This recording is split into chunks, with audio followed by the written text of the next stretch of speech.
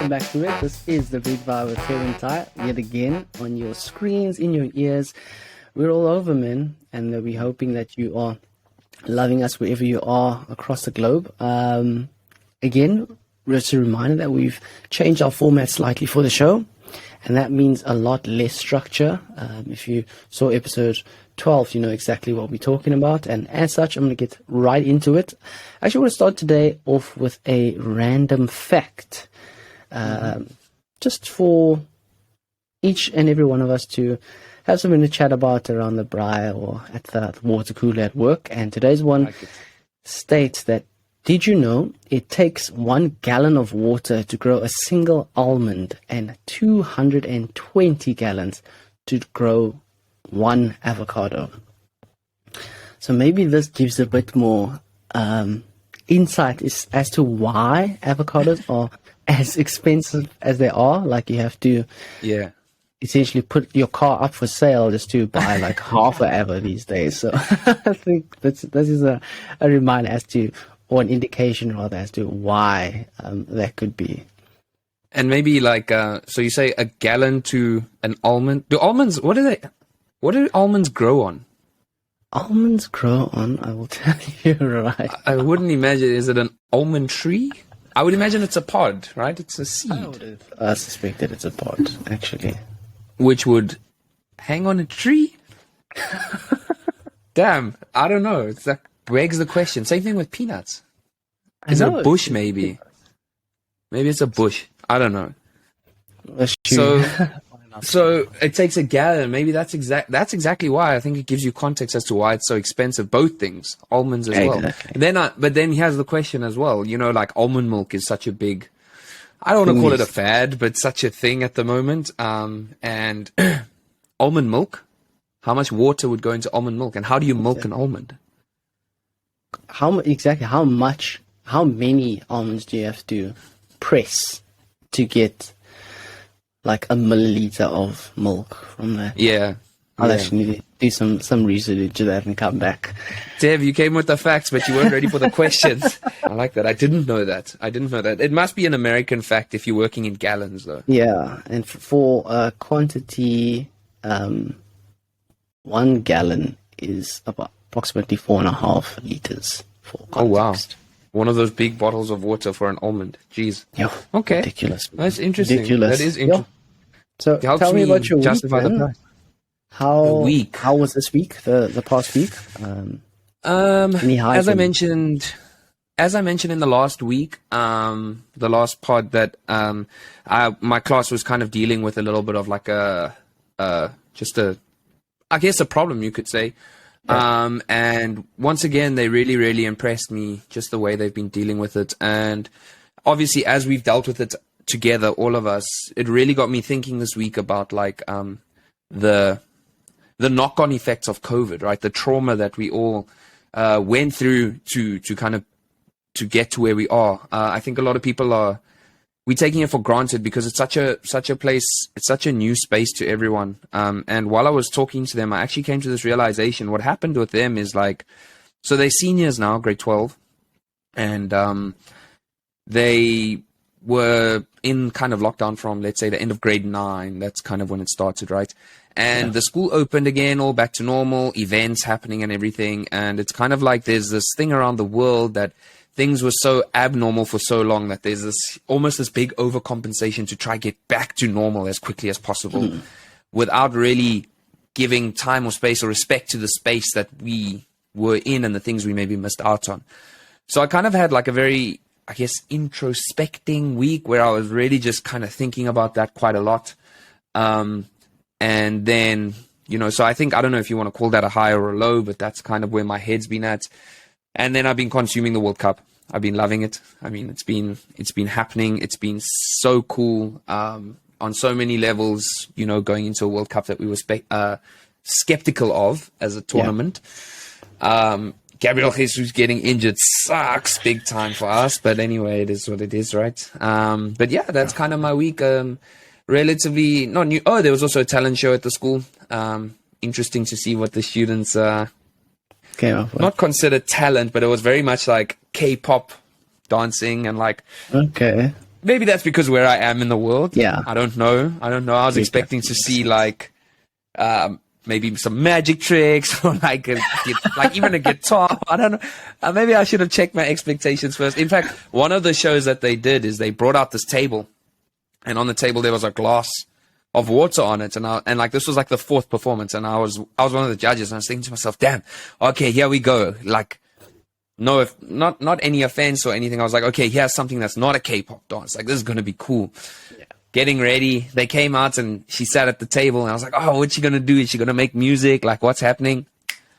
The music started, and it was just part of the dance. So I was like, it was a great performance, but I was just like, okay, here we go. Okay. Yeah. So yeah, that was pretty much my week. How about you? How's the week? Yeah, pretty decent week. I think what I'm looking forward to this week is being out of town for a bit.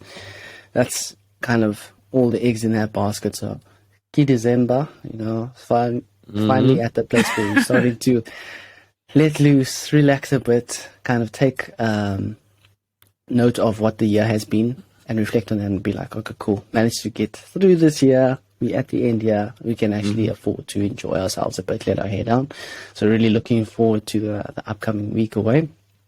I think that's definitely the highlight. Low light, it's silly, but I had some cravings of home, man. More so for the food than anything. Okay. So it was random. There's a place in Joburg called Swallows Inn, and it's a Chinese restaurant that has the best garlic crispy chicken you can have in the world. It's almost like it's deep fried chicken that has this coating that's almost sweet, savory. I don't know how to explain it, but for some random reason that popped into my head. I was like, oh man, I could really do with some of this, and that led me down a bit of a rabbit hole. I'm like, okay. I just want a boerewors roll, man. Yeah, something that's really easy to make, something that doesn't take a lot of effort, but I know taste factor. It's like, and also rounding that off with some funchal Russian and chips. Like here in Joburg, there's a place called Funchal Cafe on Deckers. Man, the takeaway there is legit. So yeah, I was missing some of that flavor, but overall a pretty decent week, I'd say. I wonder if the listener or the viewer hears the irony of the fact that you feel that nostalgic for home cooked food, but it's actually a Chinese restaurant. Food. It's a Chinese restaurant. So I mean, like, okay, the boerewors roll and stuff I get, and fish and chips. You're in the UK. Like, have you had fish and chips there? I have had fish and chips, and everyone that has a palate for fish and chips will know that night and day, man. There's nothing on South African fish and chips. Isn't it like one of their national dishes, though? But so is beans, bro. I mean, look at what we're working with here. The bar is not that high. So fish and chips, I'd like any other South African that's tried fish and chips at home versus fish and chips in the UK. Please hit us up, TikTok, Instagram, like, email, whatever you want. Let us know exactly what your thoughts are, because I can hands down say that back home fish and chips. But have you had fish and chips in the UK that is considered a good fish and chips place? Like, have you gone to like your local area's top fish and chips place, for example? I have. And that one versus the one in London. So the one in London I went to was right next to the London Eye and like beside the Thames. So obviously there's a lot of popularity. You're obviously going to get a lot of feet through the door there, and it's apparently world's best fish and chips. Go in there, dry. Oh, man. It was like eating a carpet. It was rough. But the local fish and chips here, really good. And size-wise, they give you like a massive chips. And the chips, I think, is what sells it. It's salt and vinegar. And like what you expect. Yeah, that's slop chips. I want that. So they have that, and then the proper fish. Battered fish. Yeah, it's legit. They do a lot more cod here than hake. So I think that's also just it. Okay. But even the local spot, nothing compared to Funchal? I'd say local here, 6 out of 10. And if is a Funchal, we assume, is a 10? Yeah, Funchal's there. Funchal's with like your ocean baskets. Okay. Charles is legit, man. Shout out to Charles. Shout out Funchal. Okay, damn. Okay, that's interesting. I think you mentioned before how you're struggling to make friends in the UK, but then you come out on this kind of platform and you're like, your national food is trash, and then Boy. you wonder, Isolated. you're isolating yourself. I like it. Yeah, please, if you are listening and you do have any input to give to this, we are going to try start asking questions maybe on Instagram. I'm thinking about throwing a few questions onto Reddit. Like, I don't know if this is maybe a bit of a specific question regarding fish and chips, but maybe we can angle the question at something like this, because we really do want to get the people that are listening involved in the weekly chats, as much as we can. So if you do have any input to this, then great. If not, look out for the question, and we do appreciate we appreciate the interaction and the engagement. Yeah. We hope to pop up on your Spotify Wrapped as one of your top listen podcasts. Actually, Tamlin Crawford, listening on this podcast, we were number 2 in her Spotify Wrapped top podcast. So shout out. And what was number 1? to Let's just Tamlin. ask out of interest. So top 3. I hope you don't mind me sharing this, Tamlin. Oh. Top 3 was Unlocking Us with Brene Brown. Okay. Second was The Big Vibe with Tev and Ty. Nice And one. Third was Sweet Bobby. Okay. So Okay. Nice. Tamlin nice has one. got great Tamlin, taste. shout out. And Shout out. Yeah. Team- So we'd like to pop up on that, and we are going to try, and like I said, we're going to pop up questions and just try and make it a little bit more interactive and engaging. That's the whole point of the show, right? It's not just that Tevin and I like what we talk about and we wanted to record ourselves and put it out there. We enjoy like the engagement and stuff. So we're going to work on that. I just wanted to share a lol moment from last week. I saw it was kind of a tweet with a screenshot of a conversation by someone. So her tweet was, if you ever want to kill an owl with a guy, ask him what animals he thinks he could take in a fight. Now, obviously, to those that listen, that's what we spoke about last week for the first 10 minutes. And she sent, I don't know if it's her boyfriend or a friend, I don't know. She sent a message and she's like, what animal do you think you could take in a fight? And he replies, maybe a horse. Do I get prep time? She said, yeah, but the horse gets it too. Then no. The fact that this popped up, that this popped up, like really made me feel like, okay, what are the chances of this kind of Truman Show, the fact that we spoke about it and this is what came across in my line of vision. I thought it was quite cool. valid. Valid with prep time. Man. It's over for us. You need to catch him while he's still rusty. Yeah. So last week we spoke a little bit about the animals that we think we could take in a fight. This week I thought we would go a little bit more nostalgic with a question that I popped up or found. And it said, with the first video game now being 50 years old, what was the first video game you ever played? I don't know if you can remember what was the first one you played, or maybe even just the standout video games that you remember from childhood. Back in the day, obviously that was Nintendo 64 days, or what we just call TV games. You got the cartridge. TV games. And I had to then try and speed into the console. Super Mario Brothers, standout. Obviously, that was a massive one, which is so much fun. I think there was so many levels, and I don't know if you ever managed to finish it. You never find that princess. You never free the princess. Bowser holds her for long. It's too hard, man. It's far too hard. I remember there was a motocross game that I used to play. You'd be competing in like a motocross derby or whatever. Okay. On stands out. Athletics as well. There was a basketball and it was so fun. You could do like a half-court shot. It was amazing. They had such a big animation before the game. So they'd do like, it looked like the car park. I don't know, what do you call it? Tailgating? Or whatever. Yeah. Before the game. It's like a build-up to it. Double dribble, and you learn so much about the game. The basketball one, definitely. And the tennis. I can't forget the tennis. I remember the tennis. Yeah. Threw it up and he'd do the serve. Yeah. I remember that. So those are my standout ones, yeah. And yourself? Okay. Obviously, Mario, I think for people our age, Mario is really like a a staple. I think even to an argument that it's still relevant today. Not the version that we played, but like now Mario Kart and that kind of thing. I will say for me, what stands out from my childhood, maybe not as the first video game I ever played, but like I vividly remember playing Crash Bandicoot. Like vividly, like all, I think there were 3 or 4 that came out. Yeah. And I think Crash Bandicoot was kind of like a bridge for like our generation, like for to be our sort of Super Mario, if you want to call it that, because of the way it evolved. And it started also like kind of 2D and then evolved into like a 3D until eventually they even had the car game, you know? So that was quite, I remember, I don't know if you ever played Spyro, where you were a dragon, like a little purple dragon. Yeah, exactly. Yeah. I remember playing that. And those, I think, were 2 of like when I was like really young, still playing games. And then obviously as we started getting into high school, there was the normal FIFA. But I remember for some reason, what's standing out to me in terms of video games, if you want to call it that, was, do you remember the athletics, the Olympics game that we played? Like, you would push like 4 6 4 6 4 6 4 6 4 4 6 6 4 4 6 6 summer games. I even tried to find it. I tried to download that like a few years ago and it just wasn't available. But that was peak gaming on the Blackberries, man. And people got some outrageous scores. I think crazy.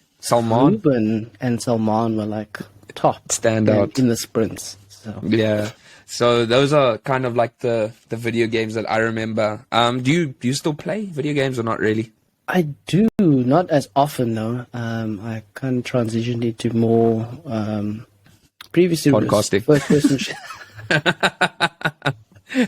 First person shooters. I'm actually trying to get back into it. I know Keegan's told me to join him in the squad on, is it Warzone? Warzone 2?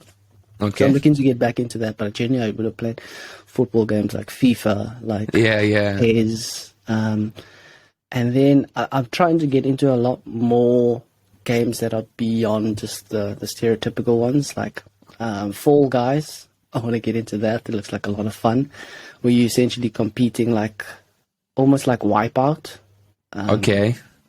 So there's certain rounds of elimination where you have to get to a certain point and be like the last man standing kind of thing.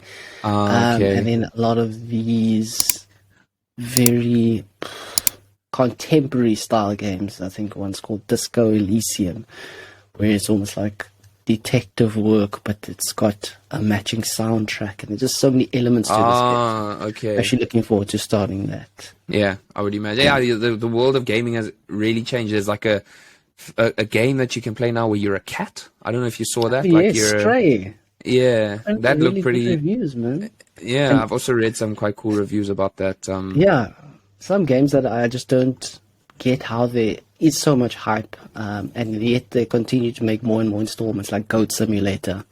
Yeah, a year ago. yeah. No, I think there's certain games that just work, man. There's certain games that just work. There's one where you clean things. There's one that's like a high pressure, what do you call it? A high pressure cleaner, and you're cleaning cars, or you're cleaning things in the game. I think that's like satisfying, like one of those oddly satisfying kind of things. You know what I'm saying? It's so strange. Like, and I bet you the people that enjoy doing that don't enjoy doing. Don't clean their own house. Exactly. Yeah.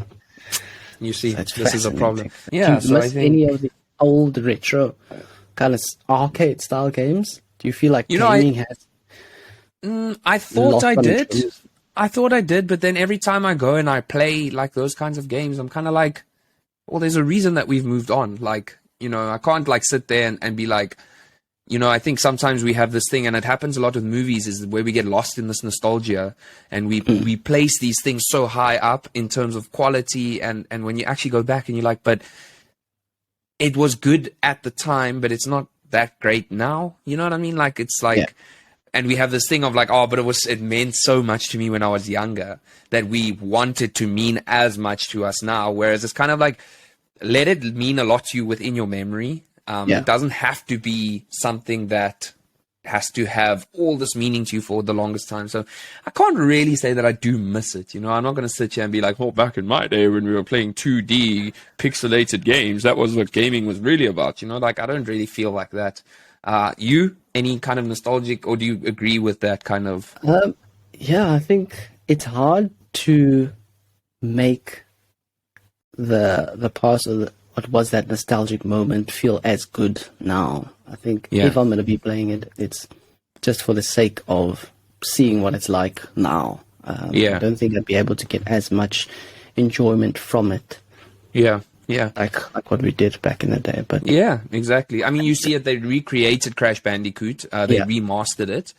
And I played it. And it was cool at first, and then eventually it's kind of like, well, yeah, it's fine. Like it was fun. And I was like, but I mean, it also, things can be, I think as people, we really try and just, it's also the same thing with, like, they say, like, it's similar to, like, with drugs and things, like, you're always chasing that first high that you felt. And I think it's like sometimes the same with gaming. When we play these old games, we have this like, oh, it should be doing this, but it doesn't, and that's fine. You know, it is what it is. Like, let it live where it is. But yeah, I think it's quite cool that the first video game came out 50 years ago. I think they consider the first video game is it called Pong, where you're on either side. Like, that's what they consider to be the first video game. So yeah, I just thought that was quite a nice little start off for the week. Yeah, just a little throwback. And now I think maybe we can move into our, what are we going to still call it, Around the World? Yeah, let's call it Around the World. Yeah, so then Around the World. Shall we start east or west? Let's start in the east. All right. I don't have too much news to bring from the east. Not that things are not happening here, but I just thought I'd bring this one to the table. So in Thailand, what happened was that 4 monks were dismissed and were sent to rehab after testing positive for methamphetamine. It's actually quite crazy, man. Like, I followed up on the story because it was also like one of those 4 monks were dismissed and sent to rehab after testing positive ... Obviously, you think, COVID. Click, read more. And then it's like methamphetamine. I was like, whoa. Yeah. Wow, I wasn't ready for that. So, basically I just read up a little bit more about the story, and just basically there's no real indication as to why. There was like a police raid on this temple, and then they tested these monks, and they found that they were, they had tested positive for it. And I think what's been going on is, like, they've actually found that some of these temples and monks had been linked to, I'm not trying to give a bad name to these things. I just want to clear that up. But they found, like, things that are related to, like, what do you call it? Like smuggling. There was like a monk who was arrested for murder. And there's all these crazy things. And I just thought it was quite a story when I was like, damn, like these monks have been, like, I think maybe I've bought into the societal thing, where I've assumed that almost the fact that monks or monasteries are almost unregulated because there's so much, when I say, trust and discretion given to them. It's like, they're monks, man. Let them be there doing their thing. They're not harming the world. They're literally living their most full life, their most pure, enlightened, religious, whatever you want to call it. Men of the soil, essentially. I think maybe because I didn't or don't have a lot of information surrounding monks or ongoing about monks, it's almost like that distant thing. Like, I heard about monks once. They go and they operate in a monastery. If I need to find myself or find my chi or whatever it is, I need to go on my trip.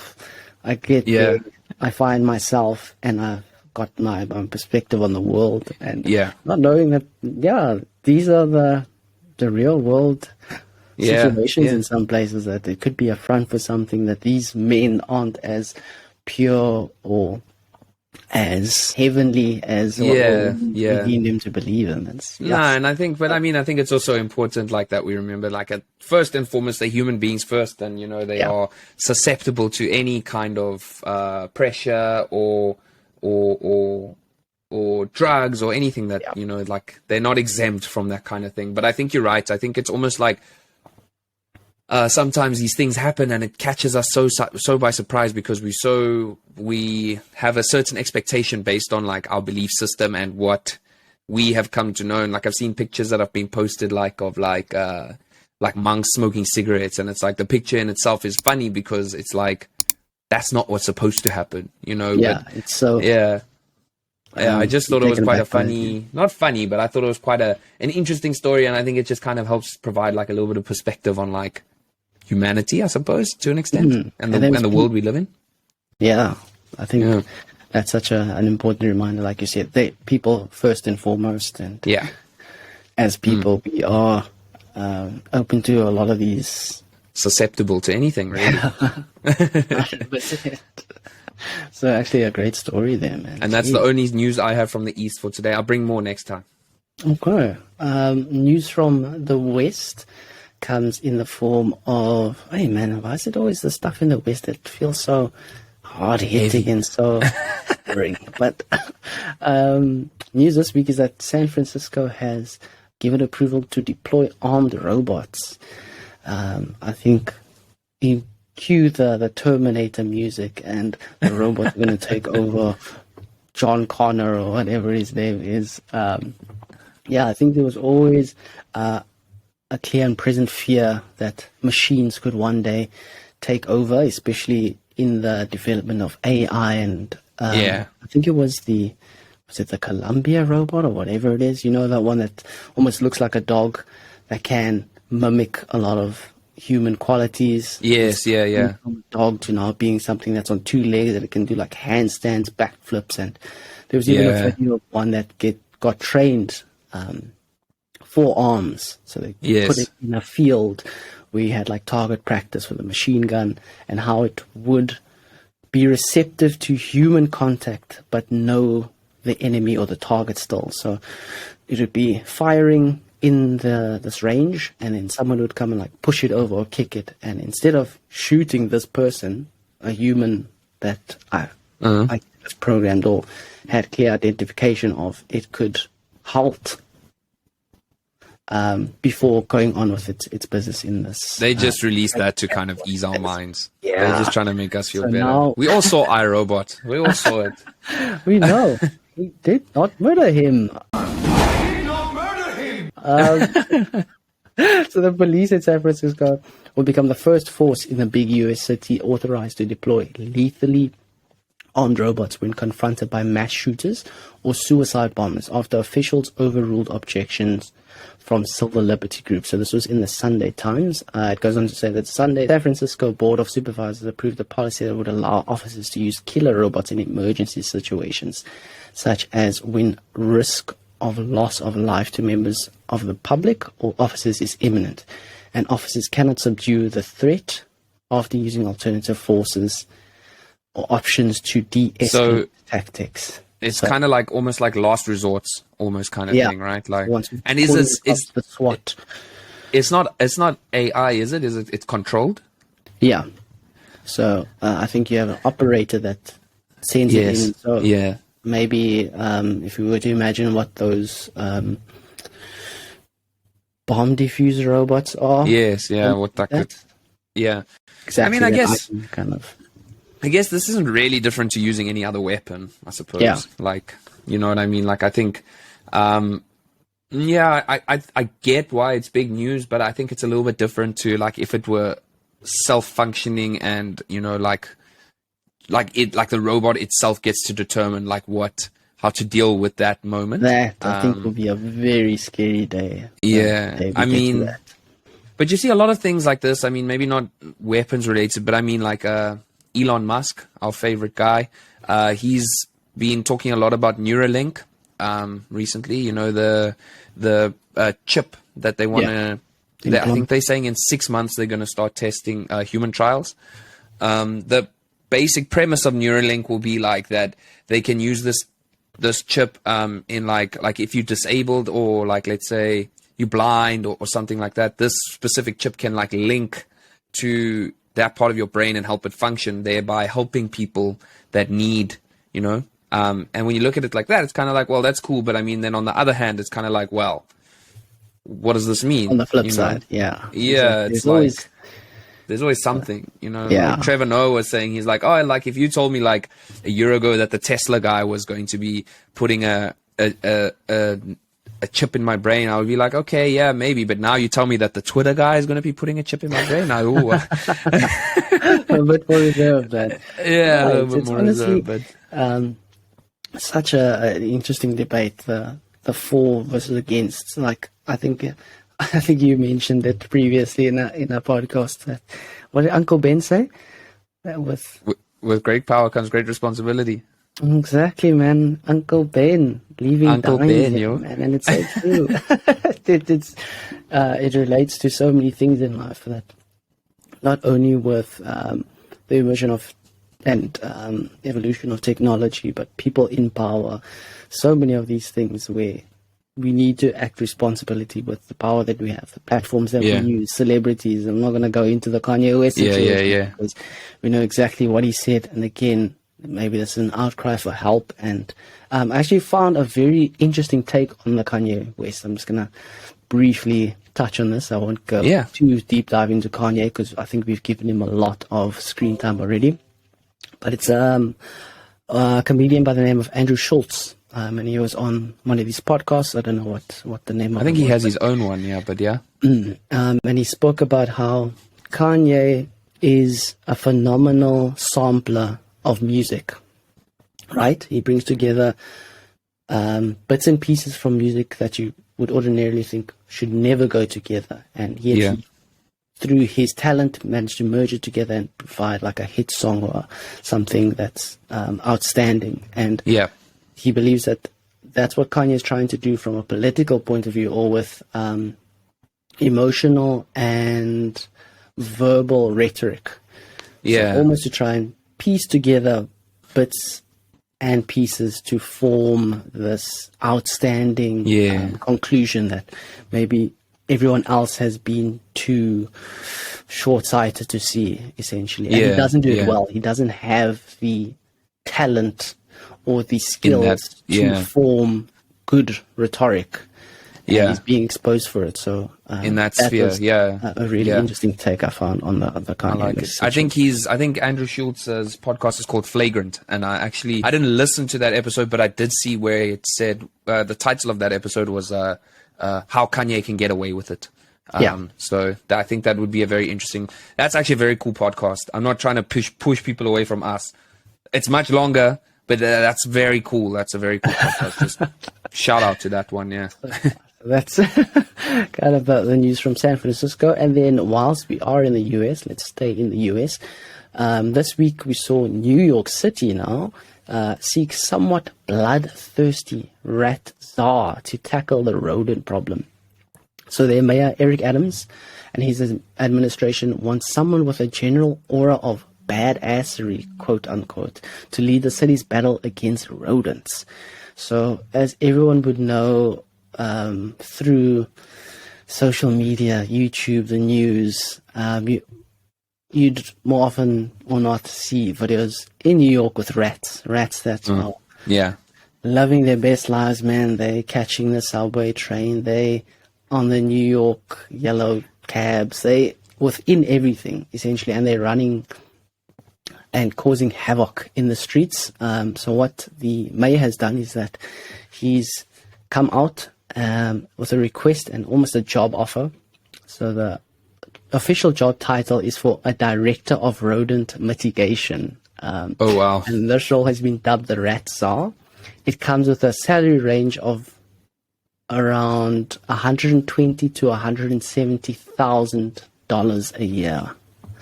Okay, sure. So they're putting up big bucks here for someone to come in and action a plan to get rid of these rats, man. I think, it's definitely a major problem. So I want to find out from you, would you take up, given that you said you can take a rat, so let's revert back. I was just about to say unarmed. You said unarmed. But now you have a city of rats. Now, even if you've taken out the kingpin of rats, now you have his whole army to face. So I was about to say, you couldn't do this job because last week you couldn't commit to beating a rat. You were all talking about the Teenage Mutant Ninja Turtle rat, and so you you foresaw this, but I guess I don't see why I would.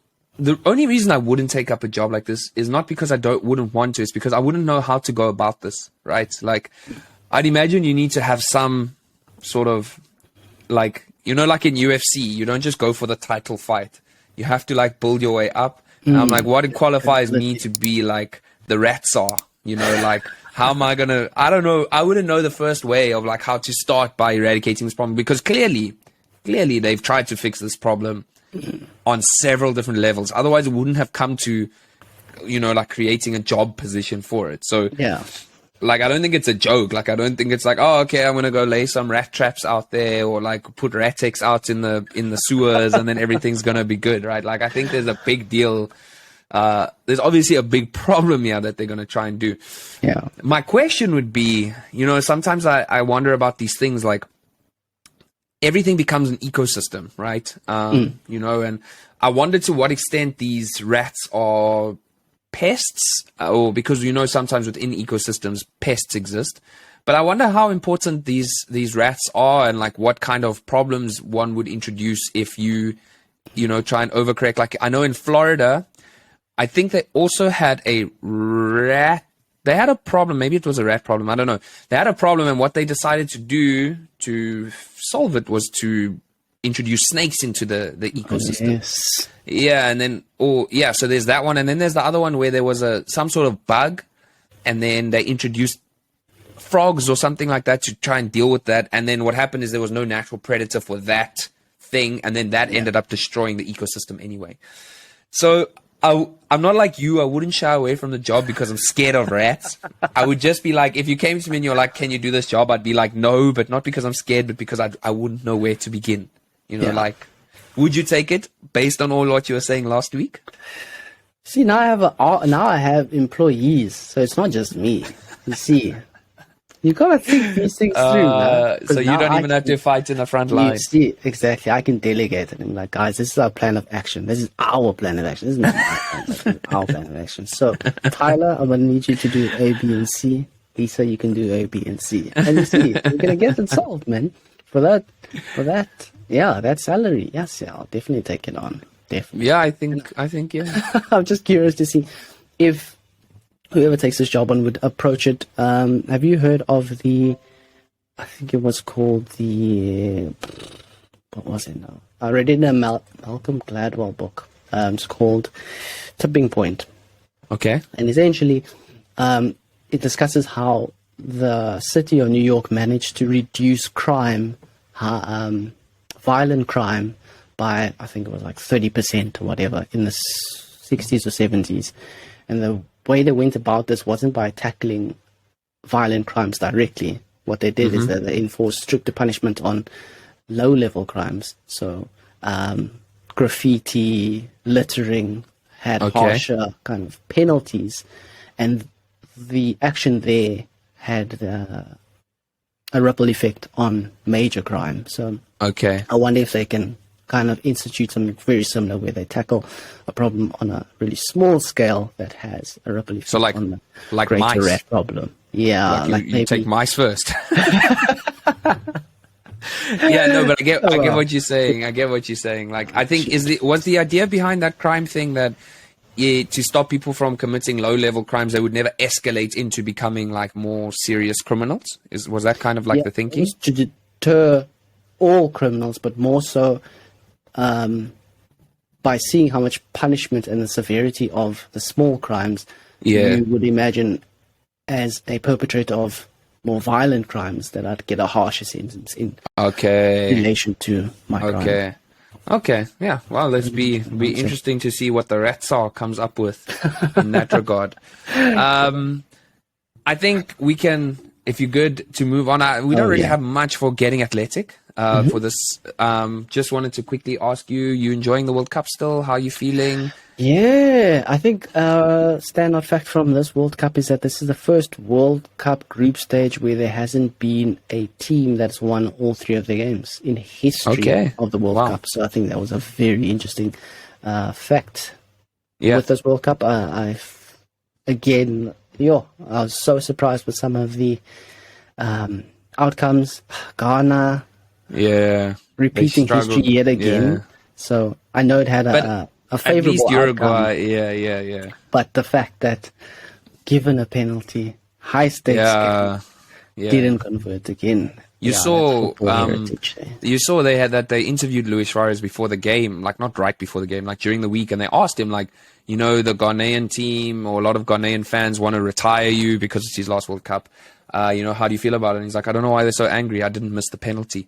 And I remember at the time, it's a long time, I've really felt like there's reason to be angry at him. Don't get me wrong. But on the other hand, I'm like, every sort of procedure that needed to be followed regarding, yes, he got the red card. He then got suspended in the next game. They got the penalty. Everything about it, I'm like, it's like one of those things. If it's your country that he does it for, he's a hero. If he does it against you, he's a villain, right? And I was really disappointed by Ghana's performance on, because I watched the game on Friday night, and I was quite disappointed in that Uruguay they did actually look pretty decent, but Ghana really didn't come up with it. Like, I think the big stage got to them. Yeah. The penalty was really soft. And like, I just kind of, they did kind of get their just desserts in that. I think for me, the outcome was the best because I felt on the night Ghana didn't deserve to go through because I can't say that they would do much going forward. But Uruguay didn't get to go through. They were, by a very unlikely result of South Korea beating Portugal, they were undone. So I think in the end, it was like I think we can now bury this thing. Like, Ghana had their chance to get back at them. I was all for it. I was supporting them big time. So, and they let themselves down. They let a whole bunch of people down. And I think now we can move on. It's no longer Uruguay's fault what happened, and we move on. You know what I'm saying? Exactly. I don't know how you feel. The just result for that. Revenge. I know there were so many memes. It was like the Salah meme. I'm looking for revenge. Whatever. But I think it was the just outcome for it for the nation and the continent rather of Africa. Now it all lies on. I'm hoping to get this episode out tomorrow or Tuesday. So this match will have already happened. But I think all our faith kind of lies in maybe Senegal, although very difficult ask to beat England in this next round. Maybe Morocco, but also quite a tough challenge against Croatia. And then if Brazil were to beat, who they playing? Are they playing Japan or South Korea? Maybe. Yeah. South Korea. Very difficult to expect Morocco to go much further than this next round. It'd be cool if they beat Croatia. I don't see them. I see your Croatia beating them, but they haven't been bad. So all our African hopes lie in those teams. So you saw what happened with Cameroon and Abu Bakr. Yeah, I quite liked it though, like the way the ref shook his hand and all that. I thought it was quite cool. That Brazil game was obviously really tough for Arsenal fans. For Jesus to get injured in a game that really didn't have high stakes. Martinelli played well at least. But I still think. France looks really good still. Mbappe's having a good tournament. I still think, based on the way the bracket looks, Brazil probably got the easiest road to the final. Who do they have to beat? They're playing South Korea, and then they're playing the result of Morocco and Croatia. And then in the semi-final will be... let's England say Netherlands or Argentina. Netherlands or Argentina. It will be a tasty semi-final if it...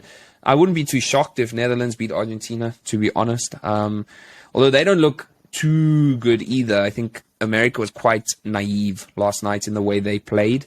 I think they pushed up too much, and they didn't. And then the Netherlands was super clinical. The game plan worked out perfectly for the Netherlands. Man, and I'm looking forward to tonight. I don't think Poland has any shout against France. Maybe I'll eat my words. I think it's dusted. I think it's like 2-0 France. And then the other game would be Senegal, England. Can only pray for. Yeah, but without Mane, it starts looking a bit difficult, But I mean, let's see. I've actually been pleasantly surprised by this World Cup. I must say, in terms of entertainment, I found it very. It's kept me there. And if you're one of the conspiracy theorists, you'll say, Of course it has, because, you know, they had to do something. They had to make it crazy to make us forgive everything that's happened up until this point. But maybe I'm a sucker for this kind of thing. But I'm enjoying it, man. I'm enjoying it, and that's kind of all my sport focus has been on the World Cup, to be honest. Yeah, been really interesting, and I'll also highlight a few non-game related things that I saw this week. I saw the one was that England fan that came out speaking Arabic. The first thing it was, it's coming home. So he did an interview on, I think it was Qatar News or something. Okay. Speaking Arabic, saying, look, first things first, the World Cup's coming home. And then secondly, nice. he was in support of Free Palestine, and he was saying this in Arabic. So it was really interesting to see how quickly people get onto or get integrated with parts of other people's culture.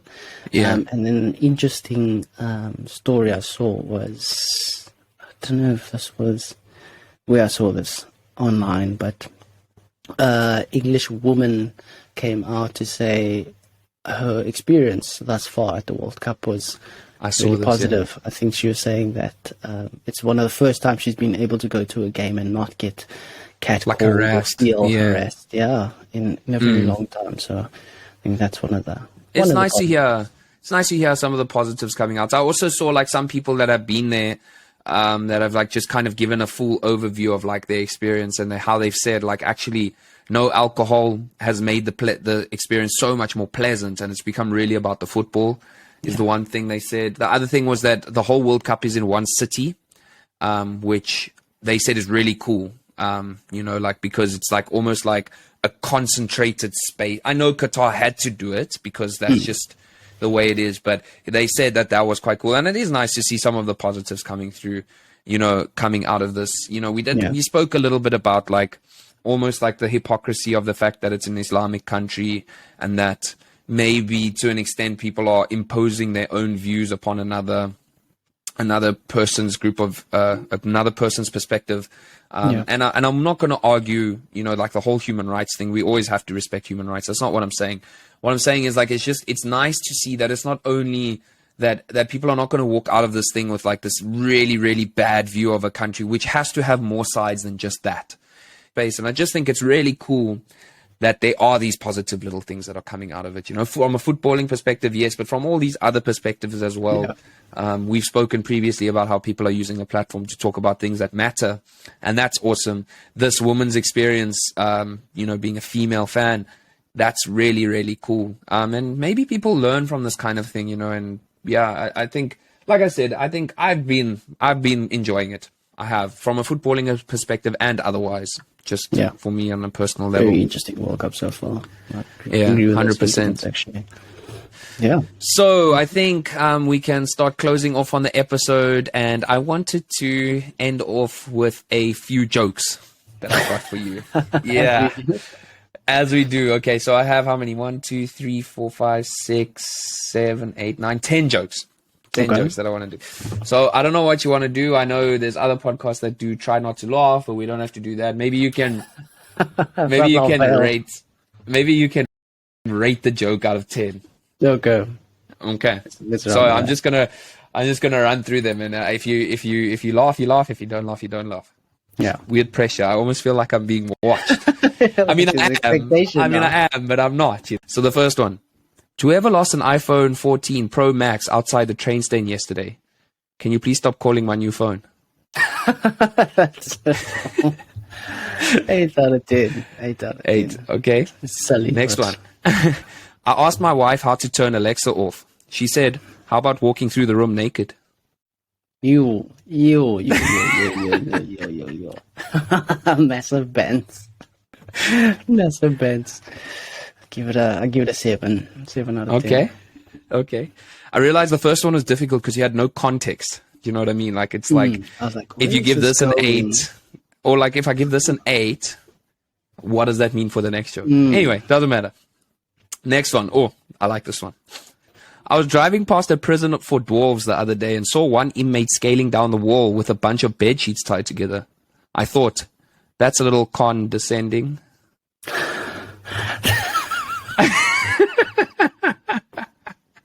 The realm of dad jokes. That's a 9 for a dad. Okay. Joke. That's a 9 joke. Okay. Why are dentists' grave hard to find? Why? There's no plaque. Not so good. Right, that's a 6. That's a 6. That's a 6. Okay. Right. Yeah. Today, my son asked me, "Can I have a bookmark?" And I burst into tears. 11 years old, and he still doesn't know my name is Brian. I knew this was going there. I give it a 6. Okay. Next one. What has 5 toes but isn't your foot? My foot.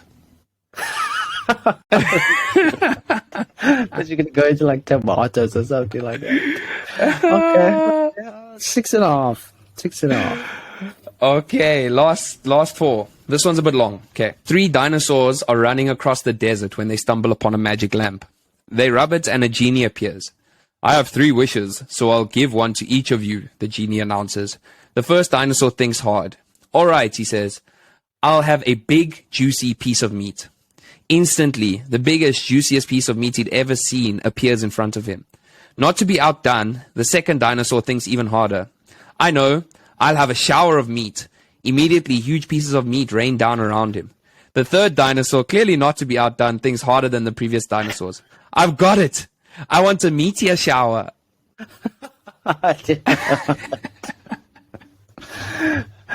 For how many layers do you want to that joke? I'll give it an 8. An 8? Wow, okay. I'll give it an 8. Okay, last three. My wife said sex was much better on vacation. That wasn't a very nice postcard to receive.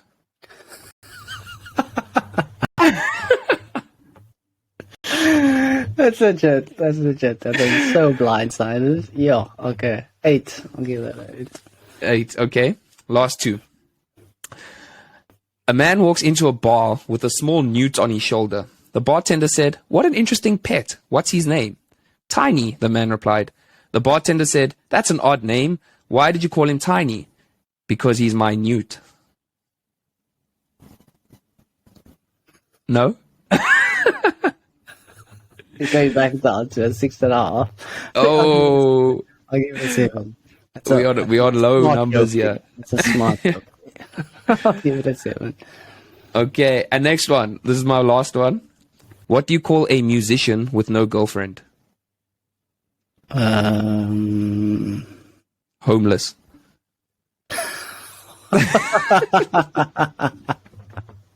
Another smart joke. I'll give it an 8. I'll give that one an 8. Okay, nice one. Some decent ones that you found, man. Yeah, not bad. I think I found these all on Reddit once again. I liked your little thing that you put in the video, by the way. You read it here first. Yeah, we read it here first. Yeah, a lot more that comes through. So yeah, that was the last one for today. I think next, maybe not exactly next time, but I just want to say what's good in your hood is not over. We'll still be doing the emotional and the deeper stuff when they come around, but also want to keep it light and make Tevin laugh. That's what we're here for. Hopefully you guys chuckled a little bit. Hopefully 1 or 2 of those jokes get repeated to some capacity in your day-to-day. There we go. Give us some ratings here. What do you think of Tyler's jokes as well, eh? Out of a 9, a 10 out of 10. Give us your feedback. What is your best joke? I think. What is my favorite joke from the list you said there? I think it was your 4th one. Somewhere around there. The bookmark or the bookmark. The bookmark. I think for me the favorite one that I found here was the one that has 5 toes but isn't your foot. Mine. Yes. That killed me. That's major. Anyway, I think let's call it an episode there. Wonderful. Yeah, I think this was a really another fun one. I enjoyed kind of the range of things we chatted about. And guys, let us know. You know exactly where to find us. We're on Instagram, TikTok, Spotify, Google Podcasts, Apple Podcasts, YouTube, and then our website. Yeah, and look out for those questions that we'll be posting during the week. We're keen to hear all your insight and your feedback. Let us know, man, and then we'll see you guys at the next one. See you later, guys. Oh, Bye-bye. Bye.